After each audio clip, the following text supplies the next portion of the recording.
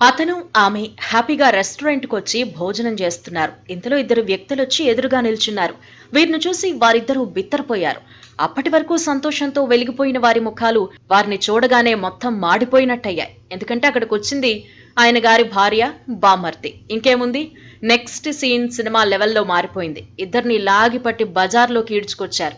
నానా హంగామా చేశారు. దీంతో ఆ ప్రాంతమంతా కాసేపు రచ్చరచ్చ అయింది. ఈ ఘటన సోషల్ మీడియాలో వైరల్‌గా మారింది.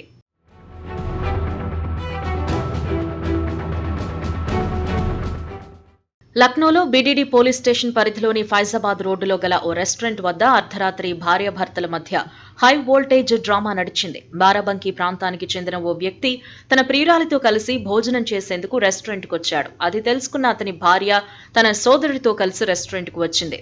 తన భర్తను వేరే మహిళతో కలిసి ఉండడం చూసిన భార్య ఆగ్రహంతో ఊగిపోయింది.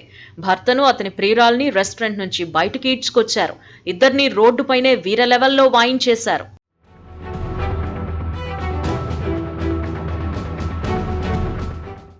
ఈ వ్యవహారం దాదాపు కొన్ని గంటల పాటు కొనసాగింది. దీంతో స్థానికులు పోలీసులకు సమాచారం అందించగా పోలీసులు ఘటనా స్థలికి వచ్చారు. ఇరు వర్గాలను శాంతింపజేశారు పోలీసులు. అనంతరం ఇరు వర్గాలు ఒకరిపై ఒకరు ఫిర్యాదు చేసుకున్నారు.